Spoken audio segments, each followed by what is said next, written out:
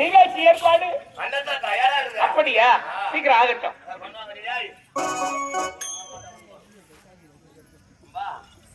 வாழ்த்து ஊர்வலம் நடக்கின்றது.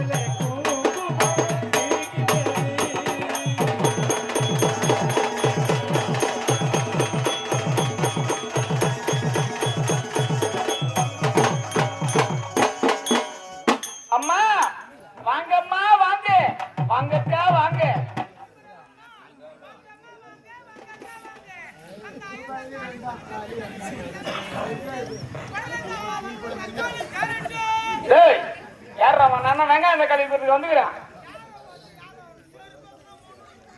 அதுல ஆணி இருக்கு போது பாடுறா ஒட்டையா யார போது என்ன மாதிரி தெரியுதுடா?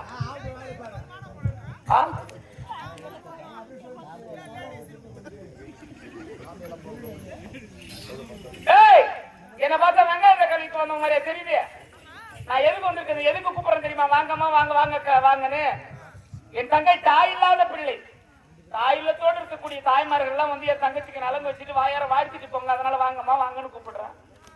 அதை விட்டுட்டு நீ வெங்காயம் தக்காளி இருக்கிறேன்னு சொல்ற.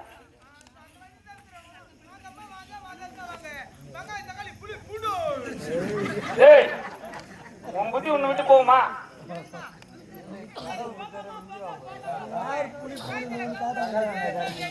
ஏய், ஏண்டா உனக்கு எங்கன்னா அறிவு இருக்குதா? வாழ்த்துவதற்கு நல்ல மனம் இருக்க வேண்டுமே தவிர கயிற்றுல கயிறு இருக்கணும், கயிறு இல்லைங்கிறது அவசியம் கிடையாதுடா. உனக்கு எவன் சொன்னா கயிற்றுல கயிறு இல்லாதவங்க வாழ்த்த கூடாதுன்னு? யாரு? ஏண்டா கன்னி பெண்கள் வாழ்த்துவதை விட ஆண்டு அனுபவிச்ச பெரியவங்க வாழ்த்தினாதான்டா அந்த பலன் இருக்கு.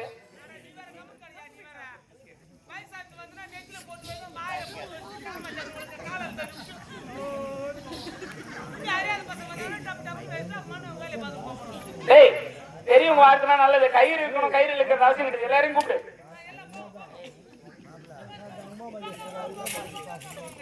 வாங்க வாங்க, ஒரு 4 பேர் யாருன்னா எழுந்துவாமா.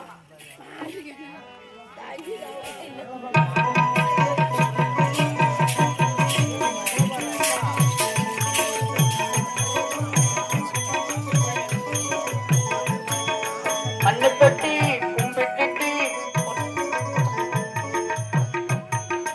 மண்ணை தொட்டி கும்பிட்டு பொட்டன்னு வச்சுக்கம்மா, மயிரக்கல்லி மூக்குத்தியும் பட்டுன்னு மிங்குதம்மா. வெக்கலை ஊடுறவன் வந்து வாழ்த்துக்கள் பாடட்டுமே, அந்த வழக்கலை ஊடுறவன் வந்து சந்தங்கள் பாடட்டுமே. ஏராசாதி நல்ல காலம் வந்தது, நேரம் வந்தது, மாலையில் சூடிக்கம்மா. மண்ணை தொட்டி கும்பிட்டு பொட்டொன்னு வச்சுக்கம்மா.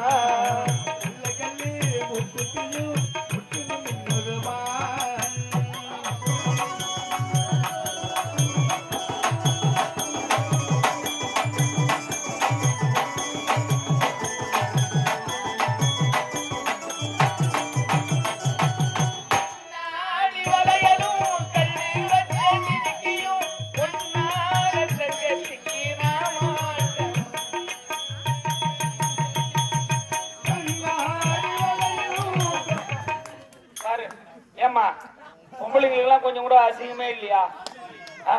பாரு, சிங்கப்பெண் யாருமே கிடையாது. ஒரு ஆம்பளை வந்து முதல்ல நலங்கு வைக்கிறாரு.